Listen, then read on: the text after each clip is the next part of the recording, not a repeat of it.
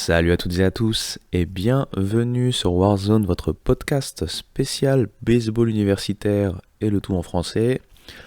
Bien content de vous retrouver, on a repris la semaine dernière, comme je l'ai dit, on va avoir pas mal de boulot qui va arriver d'ici au début de la saison de NCAA D1 Baseball. On va aujourd'hui se concentrer sur un événement annuel, on a l'habitude d'en parler un petit peu dans ce podcast, on va continuer à en parler un petit peu. Au passage, juste avant que je continue, il se peut que vous ayez un petit son strident qui arrive de manière continue et c'est vraiment embêtant, donc je m'excuse par avance, je vais faire en sorte de le masquer au maximum. C'est le fire alarm qui est défectueux, ça arrive au pire des moments, mais bon, j'espère que ça va pas trop vous gêner. Avant de commencer, comme d'habitude, le petit instant promo, vous pouvez retrouver cet épisode et tous les précédents sur toutes vos plateformes de podcast préférées, ainsi que sur YouTube. Et le Homera, vous me retrouvez sur tous les réseaux sociaux. On peut y aller sans plus tarder. Allez, c'est parti.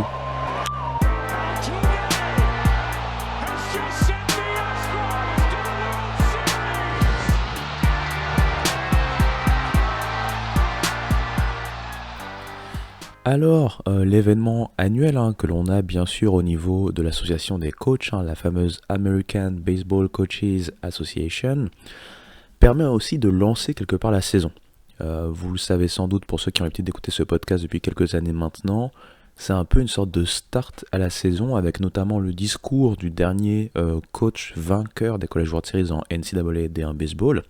Donc là, en l'occurrence, bien sûr, Jay Johnson, le coach de LSU. 2023, bien ça entendu. doit pas lui Désolé. faire trop bizarre, puisque on se rappelle qu'il y a 2 ans de cela, à la suite du titre de 2003, il avait eu la même position en faisant un discours donc en 2024.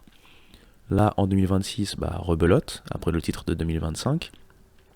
Et avant de s'épancher un peu plus sur son speech et un peu le décortiquer, j'ai envie de revenir sur l'un des éléments les plus importants qu'il y a eu dans cette réunion annuelle et qui pose de plus en plus de questions quant à, on va dire, l'évolution, le futur des infrastructures en termes de college baseball. C'est un peu cette tendance à avoir de plus en plus de mouvements, tout simplement. Quand je parle de mouvement, on parle notamment du transfert des joueurs. Comme je l'ai dit, on a vu un nombre record dans les années 2020, suite à ces fameuses réformes au niveau académique et athlétique, au niveau donc universitaire. On voit donc de plus en plus de mouvements, des milliers et des milliers de jeunes joueurs pour différentes raisons se retrouvent sur le portail des transferts. On a, comme je l'ai dit en plus la semaine dernière, on a de moins en moins cette appartenance à une fac sur quelques saisons, voire tout son cursus universitaire. Et tout ça est en train un peu de faire tirer la sonnette d'alarme, on va dire, aux coachs, sachant que, bien sûr, cette association a quand même une responsabilité très très grande quand il s'agit surtout des coachs au plus haut échelon, c'est-à-dire en NCAA D1 Baseball, puisque je vais le rappeler très rapidement, comme chaque année j'ai l'impression, mais cette association, la ABCA, c'est quand même la plus grosse organisation quand on parle de coach de baseball. Elle a plus de 15 000 membres de tous les niveaux. Donc on a le niveau lycéen, on a le niveau universitaire, on a le niveau même jeune en général et le travel ball. Notamment qui se déroule par exemple au niveau un peu plus summer, enfin été. Cette association, elle est non seulement représentée bien sûr aux États-Unis, mais aussi au niveau international. Et l'objectif de cette association, ce n'est pas juste le baseball, c'est aussi en fait de pouvoir activer les leviers autour du baseball, notamment la promotion de l'excellence par rapport à l'éducation, par rapport aussi à ce qu'on appelle le networking en anglais, c'est-à-dire se créer un réseau, se créer en fait quelque part un accompagnement au niveau coach, au niveau joueur, un peu faire cette liaison. Tout ça pour dire en fait qu'il y a vraiment une grosse part de responsabilité, notamment de la NCAA D1 Baseball et notamment de ses coachs vis-à-vis du reste de l'association. Et donc, quand on parle d'éducation, quand on parle de communauté, puisque justement, comme je dis, il y a plusieurs niveaux, même au niveau universitaire, je le rappelle, on a donc la plus grosse organisation, la NCAA, mais au même niveau des cursus 4 ans, je rappelle qu'on a aussi la NAIA. Et ensuite, au niveau community college, donc les collèges qui durent 2 ans, je vous rappelle, le JUCO, on a la NJCAA, Et ensuite, après, on peut repartir plus loin dans les échelons scolaires avec le lycée et les plus jeunes. Donc, pour revenir à notre sujet, bah, quand on voit une telle migration, une telle propension à migrer de la part des joueurs, mais aussi le carrousel un peu des coachs, parce qu'on voit aussi pas mal de mouvements de coach de plus en plus, bah, cette instabilité reflète une certaine image, et peut-être pas la meilleure des images quand on veut promouvoir un sport et une appartenance, une identité à se créer via ce sport quand on est encore au niveau scolaire. Au niveau professionnel, bien sûr, que ce soit via la free agency, via les trades, via aussi, puisqu'on peut être à plusieurs niveaux, dans les ligues mineures, etc., faire partie de package, via aussi la draft, dont je voulais parler, la 5 rule, qui, si vous n'avez pas eu votre chance au bout d'un certain moment, dans une franchise, vous avez la possibilité ou la chance de pouvoir signer dans une autre franchise et faire partie de leur 40-man roster, donc c'est quand même pas rien. Au niveau, on va dire, amateur, on n'a pas tout ça normalement. Et à la base, on est aussi sur des étudiants athlètes, c'est-à-dire que l'excellence par rapport à l'éducation importe quand même grandement. Et qui dit transfert dit aussi transfert quelque part au niveau académique. Donc aller pour un projet sportif d'une fac à une autre a aussi des implications et de fortes implications en termes bien sûr d'études. Au-delà de ça, et on l'a décortiqué un peu la semaine dernière, on a cette fameuse allocation de 34 bourses. Attention, comme je l'ai dit la semaine dernière, c'est un cadeau empoisonné, puisque ce n'est pas toutes les facs qui peuvent se permettre au niveau du baseball universitaire d'activer ce levier des 34 bourses. Avec ce déséquilibre, les facs les plus puissantes vont pouvoir aller convaincre de plus en plus de joueurs, et on va avoir de plus en plus cette idée de aussi bouger par rapport au fait de pouvoir obtenir une bourse, une full ou un full scholarship. Donc tout ceci faisait partie des sujets de cet événement annuel, donc pour cette année 2026. Mais ce n'était pas le seul sujet. Et donc là, je me réfère à un article que vous pouvez retrouver, si vous avez l'abonnement, mais vous pouvez retrouver au moins le résumé ou le départ de cet article du côté de D1 Baseball, puisque un autre événement, on va dire, important, et c'est un terme beaucoup plus technique sur l'aspect sportif pur, c'est la fameuse exit velocity et un peu les craintes que l'on a vues par rapport à cette fameuse exit velocity. Je vais vous expliquer un peu plus en détail. Au cours des 4-5 dernières années, on a vu un jump dans l'exit velocity. C'est-à-dire donc quand un frappeur frappe en fait tout simplement la balle venant d'un pitcher, la vitesse à laquelle la balle repart, tout simplement. En termes de MLB, on sait qu'on a vu quand même de plus en plus de joueurs atteindre des hauteurs assez impressionnantes en termes d'exit velocity. Mais ce n'est pas le cas que en MLB. En college baseball, on a vu par exemple qu'entre 2022 et 2025, la moyenne, là on parle de moyenne de l'exit velocity, est passée de 82.5, on va essayer de parler en français jusqu'au bout, 82.5 miles par heure à 86.1 miles par heure. Il faut se rendre compte qu'il y a quand même plus de 3 points de gagné entre 2022 et 2025, ce qui est quand même assez impressionnant. Et donc, si on regarde surtout sur les frappeurs les plus puissants, ceux qui ont la meilleure exit velocity, donc le 90e percentile, vous savez, de plus en plus dans les stats avancées, on regarde les percentiles, dans quel percentile se trouve tel joueur en fonction de ses stats et de ses capacités, on va dire. Bien là aussi, on a vu 5 points de changement entre un 2022 où c'était 96.5 miles par heure et 2025 où c'est 101.6 miles par heure. Vous pourriez vous dire, ça se rapproche de certains chiffres que l'on voit en termes du baseball professionnel. C'est vrai, mais en termes de baseball professionnel, on a des équipements, on a aussi des athlètes qui sont purement professionnels, ce qui ne dit pas que les accidents ne sont pas évitables, mais il y a une propension à pouvoir éviter certains accidents de manière plus saine dans le milieu professionnel, surtout avec une certaine homogénéité des infrastructures, des installations, de l'équipement, des entraînements, etc., etc. Maintenant, imaginez, vous transposez ça dans un milieu amateur où les moyens en termes d'installation, d'infrastructure, de logistique, de sécurité ne sont pas les mêmes d'une équipe ou d'une université à une autre. Donc prenons un cas simple, hein, une mid-major qui a beaucoup moins de moyens, qui a beaucoup moins de joueurs qui s'entraînent vraiment que pour le baseball. Par exemple, on peut avoir des joueurs qui sont vraiment beaucoup plus sur l'aspect académique, mais qui vont dépanner dans le roster, qui vont se retrouver à pitcher et qui se retrouvent face à un joueur qui a une exit velocity de 115 par exemple, 115 miles par heure ou même plus.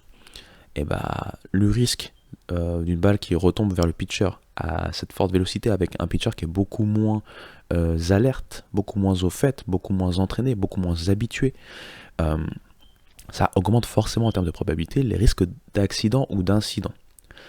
On nous expliquait par exemple que parmi les joueurs qui arrivent à avoir une max exit velocity de plus de 115 miles par heure, en MLB, on retrouvait 37 joueurs. Au niveau du collège, donc du baseball universitaire, on retrouvait quasiment 200 joueurs. Forcément, il y a beaucoup plus aussi de joueurs, beaucoup plus de facs, etc. etc. Il y a 300 facs. Donc forcément, ça a pondéré. Mais c'est quand même, juste pour dire qu'en termes de totaux, c'est quand même assez absurde, dans le sens où ça augmente aussi les risques, tout simplement, via les totaux. Si on veut aller encore plus loin dans les chiffres, hein, je vous embête un peu avec les chiffres, désolé, mais dans le 90e percentile, hein, donc ceux qui sont au moins à 105 miles par heure et même plus, on a 180 joueurs MLB pour 444 joueurs universitaires. Encore une fois, c'est pour essayer d'expliquer que au niveau universitaire, les risques sont quand même beaucoup plus avancés du fait, encore une fois, de la disparité des entraînements, de l'expérience, de l'habitude, etc., etc. On avait vu notamment des choses mises en place avant, je pense que c'était à la fin des années 2000 ou au début des années 2010, où là aussi on commençait à chercher une façon de standardiser et d'accepter certaines battes standards. Quand cette chose a été mise en place, je pense que c'était en 2010 ou 2011, alors là je suis désolé, j'ai pas les chiffres exacts ou les dates exactes, mais c'est dans cette zone-là, le spectacle s'en est ressenti puisque avec cette mise en place des sécurités au niveau des battes, au niveau universitaire, l'aspect offensif a beaucoup diminué. Et il a fallu retrouver un changement au niveau des balles elles-mêmes, donc les coutures des balles notamment, si vous voulez vraiment du détail. Je pense que c'était en 2015, parce que c'est après le titre de Virginie, donc c'est en 2015. J'aurais dû le noter, je suis désolé, mais je pense que c'est ça. Et c'est là où on a retrouvé une offense comme là on retrouve, et une offense qui devient de plus en plus ridicule, entre guillemets. On voit par exemple des joueurs qui arrivent à battre des records sur records sur records. Alors certes, il y a du talent, c'est vrai. Il y a aussi de plus en plus on va dire de développement, hein, que ce soit athlétique, que ce soit technique, des staffs dédiés, les data, etc., etc. Toutes ces choses-là mises en place qui vont forcément aider à faire évoluer les joueurs de manière globale. Mais il y a aussi, ne pas oublier, le matériel. Je rappelle notamment que si en MLB, les battes en bois homologués sont les seuls acceptés, au collège baseball, on a toujours des battes en métal. Et toutes ces choses-là amènent ces conséquences-là que j'essaie d'expliquer, c'est-à-dire ce risque augmenté de pouvoir avoir des accidents. Et donc, ils ont commencé à essayer de plancher sur des idées pour pouvoir voir comment pouvoir rattraper en termes de règles de sécurité le gap que les équipements, les entraînements, encore une fois toutes ces métriques-là, toutes ces choses-là ont aidé dans l'augmentation, dans l'amélioration de cette puissance de la batte, tout simplement. On sait que les différents risques, pour finir, et pour faire un petit rappel en finissant, passent de cette réduction du temps de réaction, forcément, puisque la balle voyage beaucoup plus vite. Donc, que ce soit les joueurs de champ et surtout les pitchers, ils ont beaucoup moins de temps pour essayer d'éviter une balle qui reviendrait fort sur eux, au niveau de la tête, au niveau, par exemple, de la poitrine. Ces zones qui sont très à risque. Forcément, avec aussi cette vélocité, on a cette puissance en elle-même, cette dureté, ce qui fait que si vous êtes frappé par cette balle, vous avez des chances d'avoir une blessure beaucoup plus grave que si l'exit velocity était moindre. Et puis pour finir, c'est ce côté un peu incontrôlable quand on pense avec cette combinaison entre ces frappes de plus en plus puissantes et bien sûr ces battes en métal dont je viens de parler, qui sont des battes avec des degrés, on va dire, d'évolution, comment je peux dire ça, de fabrication liées à cette évolution quand même super avancées, contrairement à ces fameuses règles de sécurité. Il y a un coach qui d'ailleurs expliquait que pour l'instant, pourquoi les gens ne se posaient pas trop la question, c'est parce qu'on n'a pas vu vraiment d'accident sérieux, mais lui, il appelle ça le dumb luck factor. Donc pour faire simple, si on traduit, c'est un peu cette chance un peu bête qui fait que pour l'instant on n'a pas vu d'accident, mais ça ne veut pas dire que ce n'est pas un problème. Et au contraire, il faut y penser et vraiment s'en préoccuper. Donc voilà, je trouvais que c'était un sujet très intéressant. Il y a eu beaucoup d'autres choses intéressantes lors de ce meeting, mais vraiment je voulais me placer là-dessus, puisque c'était pour moi un sujet dont on ne parle pas souvent, surtout dans l'évolution accélérée du baseball universitaire, aussi la médiatisation accélérée, l'audience qui augmente de manière exponentielle, etc. etc. Et donc, c'est toujours important de valoriser aussi cet aspect éducatif, sécuritaire, etc., etc., tout en comprenant que c'est un jeu, un spectacle, et qu'on veut forcément continuer à attirer du monde vis-à-vis de ce spectacle. Voilà principalement ce dont je voulais parler sur cet aspect ABCA. Comme j'ai dit, il y avait beaucoup d'autres sujets. Je sais que j'en ai parlé déjà il y a 2 saisons, mais depuis un moment on essaye de petit à petit voir comment remplacer les fameux KPI, ces fameuses métriques qui semblent un peu injustes de temps en temps, notamment avec ces histoires de calendrier, force de calendrier et compagnie. Toutes ces métriques qui, quelque part, de manière un peu empirique, vont donner plus de chance à telle fac plutôt que telle fac, sans regarder plus que ça des fois les bilans, puisqu'on va se baser encore une fois sur la réputation de la conférence dans laquelle l'équipe a fait ce qu'elle a fait, ou alors la force de son calendrier hors conférence, etc. etc. Il y a ce fameux DSR qui est en train de prendre de plus en plus de place et qui semble un peu plus, on va dire égalitaire, je ne sais pas si c'est le bon mot, mais équitable, qui était un des principaux sujets. Il y avait aussi d'autres sujets, bien sûr. Il y a la fameuse 10 run rule qui est mise en place notamment dans certaines conférences, dans certains matchs hors conférence, mais pas partout. Et il y avait cette idée de pourquoi pas mettre une règle vraiment homogène sur toute la nation avec un 12 run rule, c'est-à-dire que le de 10 runs de différence, ça serait 12. Il y avait aussi ces idées, par exemple, à partir des extra innings, de pourquoi pas mettre aussi un runner sur base, dès la seconde base, quand on arrive en extra inning, mais pourquoi pas à partir de la 12e manche. Bref, beaucoup de règles. Si ça vous intéresse et que vous voulez qu'on en parle un peu plus en détail, n'hésitez pas à m'en faire part. On pourra bien sûr revenir dans ce genre de choses, c'est toujours très intéressant. Mais c'est sur les à côté, un peu les coulisses du spectacle que nous donnent les joueurs après sur le terrain. On va se faire une petite transition musicale des familles. J'allais me chauffer un petit thé. Pour vous, il n'y aura pas de temps de changement, ou il y aura pas une grosse transition, mais pour moi, ça va me prendre quelques minutes. Et je reviens, parce qu'il fait très froid, je reviens pour la suite et le deuxième sujet principal dont je voulais parler dans ce petit épisode.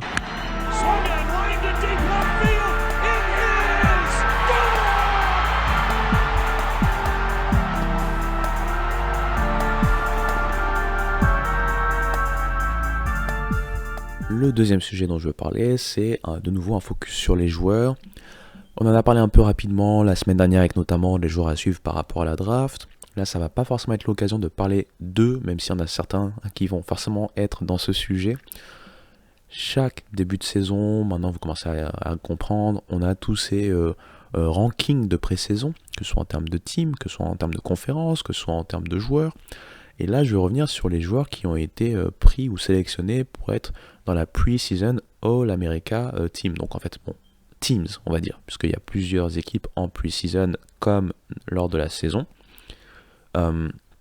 Et tout ça pour dire que ça va être des joueurs qui vont nous permettre aussi de nous intéresser un peu à l'évolution de ce genre de ranking. À quel point ça devient de plus en plus intéressant, même pour les scouts, de pouvoir un peu se focaliser sur ce genre de ranking pour pouvoir remplir leurs fiches vis-à-vis de la draft à venir, mais aussi des drafts suivantes. Puisque vous allez voir, il n'y a pas forcément que des anciens dans ces teams All-American de pré-saison. C'est aussi l'occasion, bien sûr, de pouvoir faire une comparaison entre ce qui s'est passé à la fin de la saison dernière et ce qui commence en termes de pré-saison, voir qui a bougé, qui a quitté les All-American Team, et qui surtout a évolué peut-être par exemple d'une third team, on va dire une troisième team pour parler français, en fin de saison 2025, à pourquoi pas une deuxième ou première team dès le début, dès la pré-saison 2026. En tout bien, tout honneur, on va commencer par parler un peu voilà, de cette première team. Vous savez quoi? Même avant de parler de la première team, j'aime bien aussi ce genre de stats où on regarde un peu le nombre de joueurs par équipe, par conférence, etc., voir un peu ce qui se passe. Donc devant moi, vous ne le voyez pas, j'ai en fait le tableau avec chaque team et je vais compter tout simplement pour vous dire en fait quelle est la conférence qui a le plus de joueurs dans la première team, etc. Alors, juste en comptant comme ça, 1, 2, 3, 4. Alors 1, 2, 3, 4. Est-ce que je loupe une ici? Ensuite j'ai 1, 2, 3. Alors, de mes calculs, je viens de compter devant vous, la ACC est la conférence qui a le plus de joueurs dans la pre-season first team. Là on parle que de la first team, je me suis focalisé que sur la first team. On regardera après toute team confondue, etc. Donc les joueurs que je vois moi qui sont dans la first team, on a AJ Gracia qui est donc transfuge de Duke. Duke est déplumé, hein, vraiment, quand on va parler des pré-saisons, des previews de conférences, vous allez voir que Duke en ACC, c'est plutôt une saison de transition, je pense, à venir, mais bref. AJ Gracia, donc, qui est maintenant à UVA. On a Drew Burress, bien sûr, la star de Georgia Tech. On a Daniel Couvé, qui est bien sûr le joueur phare de Miami. Il avait fait une saison freshman exceptionnelle. D'ailleurs, il était déjà en first team à la fin de la saison 2025. Et là, on le retrouve encore en first team en pre-season. Et on a Miles Bailey, le freshman intéressant, enfin, pardon, il est sophomore, mais le freshman de la saison dernière intéressant de côté de Florida State, qui va devoir reprendre le flambeau après une belle aussi, un beau turnover, un beau changement d'effectif. Ensuite suit la SEC qui bien sûr est toujours bien représentée. Ils ont ici, si je compte bien, 3 joueurs. Ryder Elfrick, le catcher d'Arkansas, dont on va certainement parler bien sûr pour la draft à venir, puisque catcher est une position premium et il sort d'une très très bonne saison. Une très très belle saison sophomore. Hein. On a ensuite Auburn, Christopher Rembert, qui a fait lui une très belle saison freshman, qui est donc sophomore. Et on a bien sûr Derek Curiel, hein, l'un des champions du côté de LSU, qui a fait une très très belle saison freshman et qui est sophomore mais éligible pour la draft, je le rappelle. Pour compléter cette first team all-américaine, on a un joueur de Big Ten, c'est Rock Cholowski, qui est normalement, pour l'instant, alors on parle le meilleur joueur du college baseball tout simplement, qui doit être vu assez haut, voire même très très haut, tout en haut pour la draft 2026. À l'heure où on parle, vous le savez, comme chaque saison, que ça risque de bouger, qu'un joueur qui est vu en pré-saison comme le meilleur joueur de la draft peut être vu beaucoup plus bas. Je rappelle quand même que JC Laviolette, l'année dernière, en pré-saison, c'était le top 1 de la draft à venir, et on a vu où il a terminé. Donc bref, à l'heure actuelle, Rock Cholowski représente la Big Ten en first team par UCLA, par le biais de UCLA. On a ensuite Brady Ballinger du côté de Kansas. Kansas qui a une équipe, encore une fois, très intéressante, sous-cotée, avec beaucoup d'expérience, qui va donc avoir à maille de pouvoir encore progresser en Big 12. Et ensuite, on aime bien ce genre de joueur, c'est un two-way player, c'est une star dans sa fac, même s'il vient des mid-majors, parce qu'il vient de Florida Gulf Coast.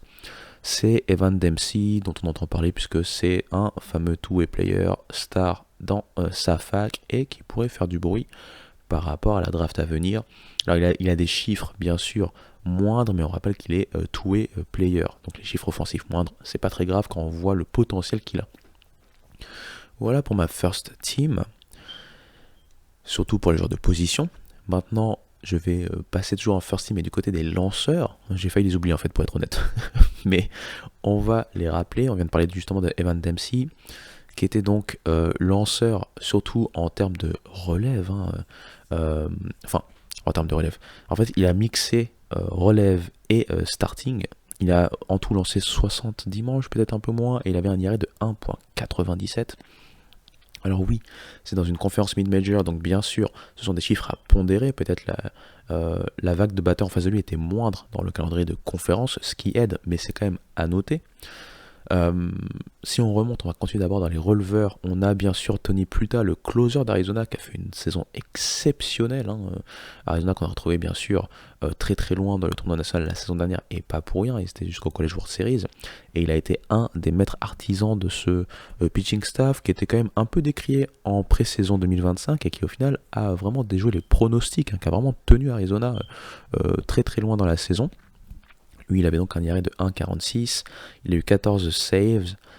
Quand même, c'est pas, comment je peux dire ça, c'est pas rien.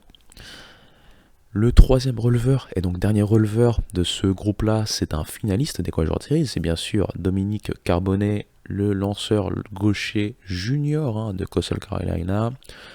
Lui aussi, un très bon IRA, un 2,36. Alors, bien sûr, Coastal Carolina, c'est quoi? C'est de la Sun Belt. Donc c'est de la mid-major, mais c'est de la mid-major haut niveau. Je vous rappelle que la Sun Belt, c'est une des conférences les plus prisées parmi les conférences mid-majors. Des fois même rankée au-dessus de la Big Ten, par exemple, pour ne citer qu'elle.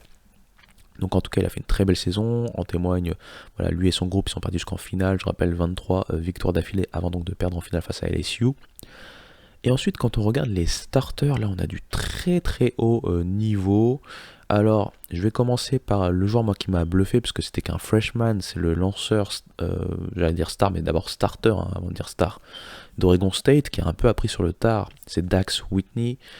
Alors, c'est vrai que quand il arrivait à Oregon State, je me rappelle qu'il y avait pas mal de rapports qui expliquaient que on avait potentiellement une star. Ils se sont pas trompés pour le coup, mais moi, personnellement, je ne le connaissais pas.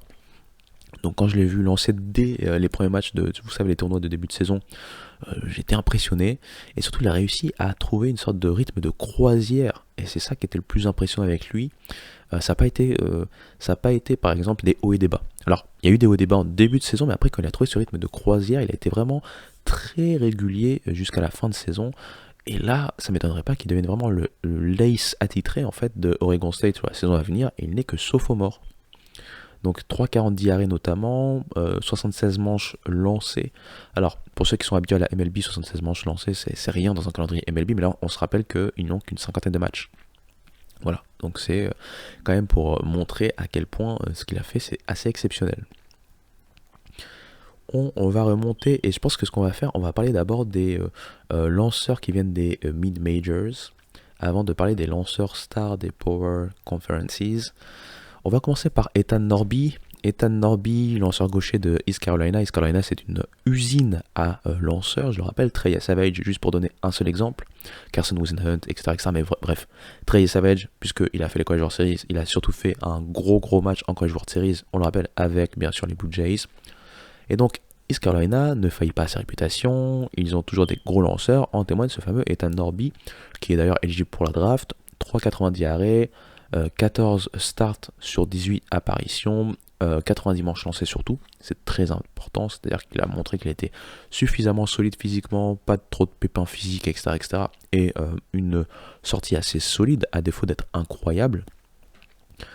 L'autre lanceur qui complète un peu ces lanceurs mid-majors dans les starting de First Team, c'est Cameron Fluckey, bien sûr, le lanceur starter de Coastal Carolina. Il est toujours à Coastal Carolina alors qu'on pouvait imaginer pourquoi pas le voir céder aux sirènes de la NIL et donc pourquoi pas aller signer dans une fac qui pourrait lui permettre d'avoir une plus grande exposition. Mais bref, Coastal Carolina a un effectif qui est quand même très très fort. Ils ont retourné pas mal de pièces maîtresses, donc ça va être intéressant de les voir cette saison. Pour parler de lui, c'était 3,28 d'IRA, 17 matchs startés sur 18 apparitions, et surtout la 18e apparition, si je dis pas de bêtises, c'était lors des College World Series pour pouvoir aider à tenir son équipe. 101 manches, presque 102 manches lancées. Alors là, lui pour le coup, ça a été un Ironman. On lui souhaite de pouvoir continuer sur cette lancée, parce que c'est aussi des métriques que les scouts regardent beaucoup, la durabilité, j'allais dire la dureté, mais la durabilité. Et surtout, je pense que c'est un des meilleurs ratios strikeout, but sur balle de toute la nation quand on commence la saison, parce qu'il a eu 117 strikeouts pour 24 buts sur balle concédés seulement. Je pense que celui qui fait mieux, justement, c'est Ethan Norby dont je viens de parler, 119-22. mais à part lui, en termes de ratio, pas en termes de juste strikeout pur, je pense qu'il n'y a pas mieux, parce que Dax Whitney, dont je viens de parler un peu avant, c'était 120-37. Bref, là maintenant on va rentrer sur les stars des Power Conferences, et il y a mon petit préféré, qui a eu une saison, alors, en dents de scie, pour ne pas dire pire, mais qui pour le coup, moi je suis très intrigué par cette relance qu'il va pouvoir nous apporter, c'est Aiden Knack. J'en ai déjà parlé beaucoup la saison dernière, c'est le lanceur de Clemson, il avait notamment fait des dingueries, essayons de parler quand même un bon français, mais des choses impressionnantes avec Clemson, surtout en début de saison, notamment dans les tournois on va dire de début de saison, là où il rencontrait d'autres facs renommées, d'autres conférences. Puis après, il y a eu un trou, on va dire, il y a une sorte de trou, de passage à vide lors du calendrier ACC, où ça a été beaucoup plus compliqué, avant de revenir quand même dans une forme bien plus proche de ses standards sur la fin de saison, même s'il n'a pas pu empêcher un nouveau couac de Clemson lors du tournoi national. Alors lui, c'était 4-18 diarrhées, 90 manches lancées un peu plus, un ratio but sur balle strikeout de donc 29 buts sur balle pour 110 strikeouts. Alors c'est une machine à strikeout, c'est vrai, mais j'ai l'impression qu'on l'a beaucoup mieux lu cette saison, notamment en ACC. Après, il faut se rappeler que les ACC entre eux, comme bien sûr chaque conférence entre elles, s'observent beaucoup, s'étudient beaucoup, sont habitués à se jouer. Et c'est vrai que sa saison freshman, qui a été exceptionnelle, lui a peut-être aussi mis en porte-à-faux pour sa saison sophomore, qui a donc été un peu plus délicate. Et bien sûr, l'autre joueur qui est aussi un chouchou, je pense même lui national, c'est Hunter Elliott, le redshirt junior. Je rappelle qu'il est passé par toutes les émotions, titré en tant que freshman avec Ole Miss en 2022, blessé de longue date, il est revenu la saison dernière, a été très très bon, enfin fin de saison d'avant, mais surtout la saison dernière, il a été très très bon, en atteste son IRA de 2,94, il a lancé un peu moins de 90 manches, je pense 85-86 manches, un ratio but sur balle sur la carte, donc 102 sur la carte pour 40 buts sur balle, attention au nombre de buts sur balle, mais à part ça, ça a été très intéressant, et surtout on a eu l'impression qu'il est revenu plus fort qu'avant sa blessure. Je pense que bien sûr, le fait d'être blessé, de ranger son frein, d'étudier aussi le jeu, de prendre du recul, d'être dans le département aussi lanceur avec ses coachs de lanceurs et tout ça pour pouvoir conseiller, aider, observer, ça aide beaucoup nos jeunes athlètes et notamment nos jeunes lanceurs. Et c'est pas pour rien qu'il a terminé déjà dans la first team. Je pense first team ou second team fin de saison dernière. Alors là j'ai un trou, je suis désolé. Mais en tout cas, tout en haut du panier et que là on le retrouve dans la first team pour la pré-saison 2026. Je trouvais intéressant de décortiquer cette first team puisque dans toute cette first team, on a quand même beaucoup d'expérience. Alors beaucoup de joueurs, hein. Les Cameron Fluckey, Hunter Elliott, Aiden Knack, Ethan Norby, Dominic Carbone, Tony Pluta et Evan Dempsey sont tous éligibles pour la draft. Il n'y a que Dax Whitney qui est pour le coup non éligible puisqu'il est encore tout jeune. Pour les joueurs de champ, à part Miles Bailey et Christopher Rambert, tout le reste est éligible, puisque je rappelle encore une fois, je rappelle à chaque fois, mais Derek Curiel est un sophomore certes, mais dû à sa scolarité, c'est-à-dire que lui c'est un début d'année, c'est-à-dire qu'il aura 21 ans au moment de la draft, bref c'est une question de scolarité, quand vous entrez dans le parcours scolaire américain, vous pouvez rentrer à différents moments. Hein. Soit en janvier, soit en août, et en fonction de votre âge, ça joue en fait par rapport à votre éligibilité après, plus tard, comme c'est le cas pour Derek Curiel, pour ne parler que de lui rapidement. Alors, pourquoi aussi j'ai décortiqué un peu ce nombre de joueurs, puisqu'en fait, quand on regarde que ce soit lanceur comme joueur de champ, on a encore une fois cette domination des deux grosses conférences, c'est-à-dire la ACC et la SEC. La SEC, si on regarde le tout, parce que maintenant je vais mélanger un peu second team et third team, je compte, alors que je parle, donc j'essaie de meubler en même temps, mais de visu comme ça, je dirais qu'il y a 18 joueurs de SEC, laissez-moi recompter, ouais c'est ça, 18 joueurs de SEC dans les 3 teams, contre 17 pour la ACC. Donc vous voyez que très rapidement, ils prennent quand même à eux deux 35 places, c'est pas rien, sur les 3 teams. Il laisse quelques miettes pour les autres conférences, mais si on veut regarder d'autres conférences qui ont plusieurs joueurs dans les 3 teams, on a donc la Big 12 avec 4, la Big 10 et la Sunbelt avec 3, Oregon State qui n'est dans aucune conférence actuellement, ils vont en 2027 je pense qu'ils relancent la Pac-12, donc ça va être une nouvelle Pac-12 qui va être intéressante à regarder, mais en attendant, Oregon est indépendant et ils ont 2 Preseason All-Americans, et ensuite on a, pour le coup, c'est ça qui est intéressant, je trouve, des mid-majors qui sont quand même représentés, la ASUN, la CAA, la Colonial, l'American, avec East Carolina bien sûr, la Ivy League, et la Big West qui ont au moins un Preseason All-American. Donc pourquoi je voulais parler de ça, puisqu'encore une fois, ça nous permet de voir encore une fois le gap qui se pose entre donc nos deux grosses conférences, SEC et ACC, et le reste du peloton, que ce soit en termes de joueurs, mais encore une fois, si on veut le transférer en termes d'équipe, c'est pas pour rien qu'on retrouve de plus en plus de facs SEC lors du tournoi national. Hein. Je vous dis une dizaine la saison dernière et ça pourrait encore augmenter cette saison. Même la ACC avait au moins 8 ou 9 facs la saison dernière et ça pourrait atteindre les 10 facs cette saison. Et c'est un peu pour recouper avec ce dont on a parlé au début et cette peur un peu de ce gap avec ces scholarships, ces 34 scholarships, etc. C'est que là, c'est une occasion en or pour justement ces conférences de pouvoir appuyer encore plus et augmenter ce gap qu'on voit de plus en plus arriver vis-à-vis du reste du peloton. Donc, derrière ce sujet sur les Preseason All-American qui est toujours sympa pour faire un peu du name dropping et parler un peu de joueurs, j'ai parlé principalement de la first team, hein, mais si vous voulez quelques noms de joueurs à continuer à suivre dans les second et third team, je peux vous en donner très rapidement. Rien que Van Lackey, il a fait une très grosse saison avec Georgia Tech, hein, le catcher de Georgia Tech qui sera aussi éligible pour la draft. Kyle Lewis de Wake Forest, Jaren Adinkula qui lui aussi a fait une saison breakout year du côté de Georgia Tech. Il y en a beaucoup de Georgia Tech hein, en termes de joueurs offensifs.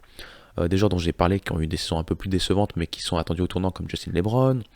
Si on regarde même en third team, on a bien sûr Kaysen Evans, l'autre sophomore éligible du côté de LSU. Aiden King, sophomore éligible du côté de Florida. Jason DeCaro bien sûr. Jason DeCaro, attention à lui, très fort pitcher du côté de North Carolina, qui a une saison aussi un peu à la Aiden Knack, difficile surtout dans le calendrier ACC, mais qui est un pitcher qui s'il retrouve du rythme et un peu cette imprévisibilité dans ses pitchs, dans son rythme et dans sa séquence de pitch, est très fort. Il a quand même beaucoup de pitch dans son arsenal, on en reparlera plus tard si on veut faire des comparos un peu plus draft. Donc ce sont des joueurs que je vous dirais de suivre juste par rapport à la draft, et après, même en général, même pour la draft 2027 si vous voulez, des Dylan Volantis qui a fait une saison en tant que releveur et closer du côté de Texas en tant que freshman, impressionnant, 1,94 d'IRA, il a été une des très belles surprises, hein, freshman de la saison dernière et notamment de Texas. Là, il va changer de rôle, hein, il va être en tant que sophomore un starter, et je pense que c'est pour ça qu'ils l'ont mis qu'en troisième team. Sinon, si on savait qu'il continue en tant que closer ou releveur, il allait certainement être en première team, je vous l'annonce direct. Mais voilà, quelques noms de joueurs, mais c'est pas ça le plus important. Le plus important, pourquoi j'ai parlé bien sûr de ce sujet encore une fois, c'est de pouvoir un peu corréler ce sujet de joueurs avec ce gap hein, qui augmente, avec cette peur. Alors c'est à la fois une peur, mais c'est à la fois aussi quelque chose qui ne fait pas forcément peur quand on regarde juste les deux conférences dont je viens de parler, puisque ces deux conférences font partie aussi des conférences qui ont les publics, peut-être, bon c'est peut-être pas vrai pour tous les publics, attention, mais pour toutes les facs je veux dire attention, mais ils ont pas mal de facs qui ont des publics à fidéliser. Ces publics à fidéliser continuent de faire augmenter l'audience et la renommée du college baseball. Donc cet équilibre à trouver entre continuer à faire des sous, continuer à montrer de l'impact, continuer à montrer cette chose, ce spectacle qui donne de l'intérêt aux spectateurs et donc après a fortiori aux sponsors et à la télé bien sûr, je pense à ESPN, c'est important, mais il ne faut pas oublier que la spécificité qui fait que le baseball universitaire est quelque part unique, c'est cette homogénéité que l'on retrouve notamment lors du tournoi national et cette potentielle possibilité pour n'importe quelle fac d'aller loin. Je rappelle Evansville en 2024, qui était un 4th seed et qui allait jusque au Super Regional face à Tennessee, et Tennessee qui a été champion au final en 2024 a eu maille à partir, hein. Ils ont eu besoin d'un match coup près pour se départager face à Evansville. Au-delà de ça, Coastal Carolina la saison dernière qui va jusqu'en finale alors que c'est une mid-major qui a remporté le titre il y a 10 ans. Je rappelle qu'on est dans un sport où l'une des facs les plus titrées historiquement n'est qu'une mid-major. Je parle de Cal State Fullerton. Donc tout ça n'est pas à oublier, cette tradition du college baseball de pouvoir donner entre guillemets sa chance à n'importe quelle fac de pouvoir remporter un titre ne doit pas être négligée face aux powerhouses et à cette course à l'armement presque nucléaire des facs SEC et ACC. Donc voilà, j'espère que ce sujet vous a intéressé, j'espère qu'au global cet épisode un peu pré-saison, notamment par rapport à ce qui s'est passé dans la ABC, et je pense que c'était très intéressant d'en parler. Et après ce focus joueur pour pouvoir un peu raccorder les boutons tous ensemble à la fin vous a plu. N'hésitez pas à me faire vos retours là-dessus.